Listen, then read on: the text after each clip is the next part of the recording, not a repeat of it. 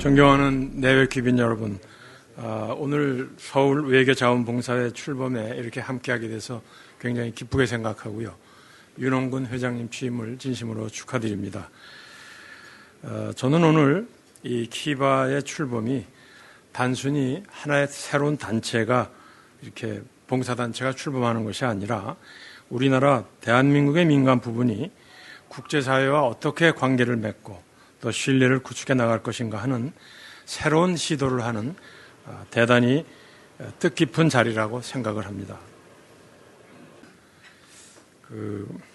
최근에는 국가 경쟁력의 새로운 이름이 아까 우리 윤 회장님께서도 말씀을 해 주셨습니다마는 소프트 파워가 새로운 국가 경쟁력이 되었습니다. 냉전 시대에는 국가 간의 경쟁이 군사력이나 또는 경제력을 중심으로 전개됐지만 오늘날의 국제 정세는 그 무게 중심이 많이 바뀌고 있습니다. 이제 세계는 누가 더 많은 무기를 가졌느냐가 중요한 것이 아니라 누가 더 많은 마음을 얻느냐 하는 것으로 경쟁을 하는 시대가 됐는데 이 소프트파워라는 개념은 제가 개인적으로 가장 존경하기도 하고 또 오랫동안 저와도 교류를 해오시다가 얼마 전에 작고하신 하버드 대학의 조셉 나이 교수님께서 처음으로 개념을 만드시고 또 사람들에게 널리 알린 것이 바로 이 소프트 파워입니다.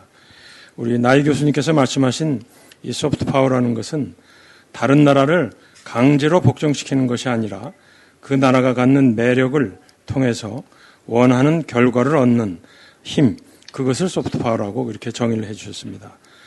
소프트 파워에는 밑에 나와 있습니다만은 세 가지 핵심적인 요소를 말씀해 주셨는데 첫 번째는 그 나라가 갖는 문화적인 매력입니다. 우리나라로 따지면 K-팝이라든지 K-드라마라든지 K-푸드. 그래서 오늘 우리 윤홍근 회장님께서 대한민국의 K-푸드를 한 축을 담당해 주시는 윤 회장님께서 취임해 주신 것이 큰 의미가 있다고 생각을 합니다. 그리고 이제 두 번째 요소는 민주주의와 인권 등의 보편 가치를 얼마나 잘 실행을 하느냐. 물론 우리나라가 작년 12월에 계엄이라는 상황을 겪으면서 좀 많은 걱정들을 했지만 그래도 제가 그 직후에 해외에서 오는 많은 인사들과 얘기를 해보니까 그래도 대한민국이 계엄이 있었지만 금방 국민의 힘으로 계엄을 해제를 하고 또 적법 절차에 따라서 민주적인 절차에 따라서 대통령을 뽑는 것을 보니까 대한민국이 갖는 민주적인 회복력을 다시 한번 확인할 수 있었다 이렇게 얘기를 하고 있었습니다. 그리고 이제 다음은 국제사회의 신뢰를 얻는 이 외교 정책이 되겠습니다. 그래서 이 세 가지 요소가 잘 결합이 됐을 때 어느 한 나라가 갖는 소프트파워가 극대화된다고 생각하고 대한민국은 이 세 가지 요소를 어느 정도 잘 갖추고 있는 나라다 이렇게 생각을 합니다. 그리고 또 한 가지 소프트파워를 하는 데서 중요한 것은 이것이 정부에서도 공공외교 영역이 있어서 제가 현직에 재직할 때 처음으로 공공외교 대사라는 타이틀을 우리 외교부 내에 만들고 시행을 시작을 했습니다마는 이것이 정부의 영역일 뿐만 아니라 모든 국민이 참여하는 공공외교라는 것이 대단히 중요하다는 점을 지적을 해 주셨습니다. 다시 말하면 소프트웨어 파워라는 것은 문학의 인사나 정부만의 몫이 아닌 바로 오늘 이 자리에 계신 여러분 모두가 우리 공공외교의 주역이 될 수 있다는 그런 말씀을 드릴 수가 있겠습니다. 이러한 측면에서 키바와 같은 민간 국제봉사활동이 21세기형 소프트파워의 대표적인 사례가 될 것으로 저는 확신을 하고 있고 또 그런 방향으로 발전할 수 있도록 노력해야 될 것으로 생각을 합니다.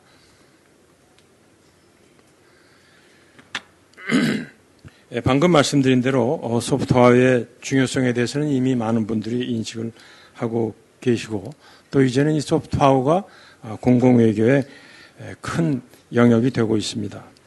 이 전통적인 외교가 정부와 정부 간의 관계를 중심으로 이루어졌다 그러면 이제 외국 국민과 국민 간 또 정부와 국민 간의 외교가 공공외교라고 말씀드릴 수 있겠습니다.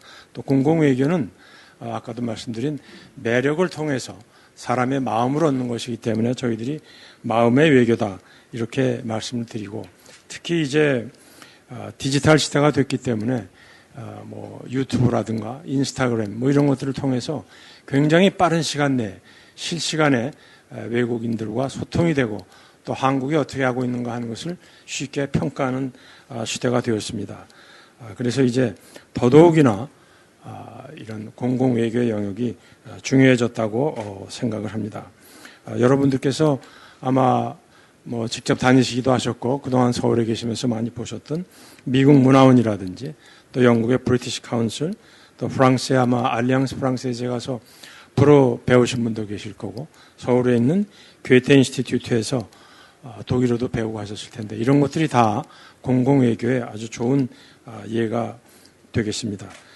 뭐 우리나라는 제가 아까도 말씀드리고 뭐 더 이상 말씀드리지 않아도 이미 우리 K-팝이나 또는 드라마가 얼마나 사실 많이 알려졌는지 이미 제가 은퇴한 지가 10년이 넘었습니다만은 현직에 있을 때 2010년에 일본의 외무장관이 처음에 와서 그때 한일 관계가 그렇게 항상 좋지만은 않았기 때문에 쉽지 않은 상황이었는데 외교부 장관이 저하고 앉자마자 한국의 드라마를 본다 그러면서 뭐 주섬주섬 가방에서 꺼내더니 저를 보여주더라고요. 근데 사실 저는 그때 부끄럽게도 별로 드라마를 볼 시간도 없었고 한국 드라마를 잘 몰랐는데 이분이 저한테 설명을 해 주시더라고요. 그리고 그때 한일 간의 FTA가 제일 핫 이슈 중에 하나였는데 일본이 우리보다 무역 규제 수준이 그 당시에 더 낮았기 때문에 일본 정부가 별로 우리 한국은 좀 빨리 FTA를 하고 싶은데 일본이 별로 응하지 않아서 이게 좀 애로사항이 있는데 당신이 좀 도와줬으면 좋겠다 그랬더니 저를 보고 대뜸 걱정하지 말아라. 당신은 좀 한국 드라마나 이런 거 잘 모르는 것 같은데 일본에서는 이거 모르는 사람이 없다. 그러면서 오히려 저한테 설명을 해줘서 제가 부끄러웠던 경험이 있습니다. 뭐 그 정도로 지금 한국 드라마가 많이 알려져 있었고 그 다음에 제가 이제 동계올림픽 유치를 하기 위해서 대통령님께서 문화부 장관도 하지만 외교부 장관도 좀 같이 옆에 도와주라고 말씀을 하셔서 파리를 방문해서 파리 7대학에서 이제 뭐 사람들을 만날 기회가 있었는데 굉장히 많은 학생들이 와 있더라고요. 근데 저한테 한국말로 그게 2011년인데 한국말로 뭐라고 얘기들을 해서 제가 사실 좀 놀랐습니다. 프랑스 사람들이 원래 영어도 잘 안 쓰거든요. 근데 한국말로 저한테 얘기를 해서 어떻게 한국말을 배웠느냐 그랬더니 K-팝 가사를 아는데 가사를 알기 위해서 자기들이 한국말을 배웠느라고 그렇게 얘기하는데 저를 보고 K-팝 가사가 너무 어려워요 이러더라고요. 그래서 사실은 나도 K-팝 가사를 이해를 못한다 그랬더니 굉장히 학생들이 좋아하더라고요. 그래서 그런 기억이 있습니다. 그래서 이미 한국의 K-팝과 K-드라마가 전 세계에 알려진 것은 이미 10년 이상이 됐고 이제는 완전히 한 문화로서 자리 잡았다고 저는 생각을 합니다. 그래서 이러한 공공외교가 말씀드린 대로 정부 간의 관계에서 정부와 국민 또 국민과 국민 간의 관계에서 이제 마음의 외교로 바꿔가고 점점점 공공외교의 중요성이 중대해지는데 제가 이제 가장 아쉽게 생각했던 것은 우리 민간 부분들이 국제사회와 연계하는 자원봉사가 그동안 조금 부족했다. 그동안 우리가 뭐 2002 월드컵이라든지 뭐 아시안 게임이라든지 이럴 때 서포터스가 조성이 돼서 그 회의 당시에만 이렇게 활동을 했습니다만은 평상시에는 국제사회와 연계된 자원봉사가 조금 많지 않다 하는 점에서 아쉽게 생각했는데 오늘 우리 키바가 출범함으로써 국제사회와 연계된 자원봉사가 활성화되는 아주 좋은 계기가 되지 않았나 이렇게 생각합니다. 이 자원봉사라는 것은 가장 오래된 이게 어제 오늘의 얘기가 아니고요. 아주 오래전부터 국가와 국가 간의 어떤 교류가 있을 때 새로운 국가에 갔을 때 생소한 환경에서 현지에 이미 자리 잡으신 분들이 나중에 오신 분들 도와주는 일에서부터 시작됐기 때문에 이것은 인류 상호가 서로 이해하고 협력을 증진시키는 길이라고 저는 생각하고 또 이것이 누가 누구에게 주는 그런 사업이 아니라 함께 같이 가는 사업이다. 늘 그렇게 생각을 합니다. 그래서 오늘 키바를 통해서 우리나라가 국제사회와 연계될 수 있는 중요한 계기를 만들었다는 것에 대해서 대단히 기쁘게 생각을 합니다. 그래서 앞으로 우리 키바는 대한민국 공공외교의 상징이 될 것으로 저는 생각을 합니다. 앞서서 우리 윤 회장님께서도 그렇고 박성조 이사장님도 휘바가 어떤 일을 할 거다라고 이제 말씀들 해주셨는데, 공항에 외국인이 내려서 낯선 한국에 왔을 때 거기서부터 자원봉사자를 만나고, 또 외국의 기업인이 처음 왔을 때 우리 휘바의 봉사자를 만나고, 이런 분들을 통해서 한국의 이미지가 전 세계에 고양되는 그런 계기가 되지 않을까 싶습니다.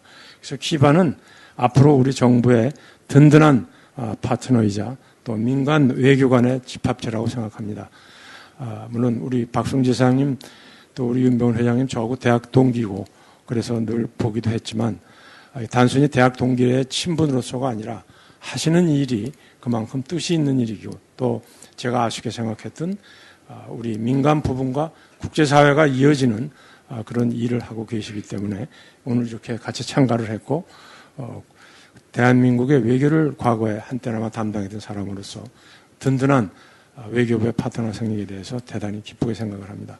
한 가지 제가 이제 또 말씀드리고 싶은 것은, 최근에는 이제 공공외교가 특히 최근에 우리가 무슨 뭐 혐중 감정이라든지 또 일본에서도 뭐 혐한 감정 이런 것들이 이제 나오고 이렇게 공공외교를 저해하는 요소들이 나오고 있는데, 특히 젊은 세대의 이해를 통해서 또 젊은 세대가 앞으로 계속되는 자라나는 세대이기 때문에 젊은 세대 간의 교류가 대단히 중요하다고 생각합니다. 그래서 앞으로 우리 휘바가 대한민국의 얼굴이고 또 정부의 파트너이긴 하지만, 앞으로 우리 미래 세대가 국제적인 역량을 강화해 나갈 수 있는 토대가 되었으면 좋겠습니다. 그래서 이 단기적인 자원봉사에서 더 나아가서 향후 국제협력과 또 문화외교 전문가로서 많은 사람들이 성장할 수 있는 토대를 제공해주는 그런 단체로 또 성장했으면 좋겠습니다. 그래서 봉사도 중요하지만 앞으로 교육 프로그램이라든가 또 젊은 청년층에 대한 멘토링, 그리고 국제적인 인턴십과 연계를 해서 프로그램이 진행됐으면 좋겠다 하는 평소의 생각이 있어서 한마디 첨언을 드렸습니다. 오늘 다시 한번 휘바의 출범을 진심으로 축하드리고, 이 자리에 참석해 주신 모든 분들께도 이렇게 민간 공공외교에 참여해 주신 데 대해서 감사를 드립니다. 감사합니다.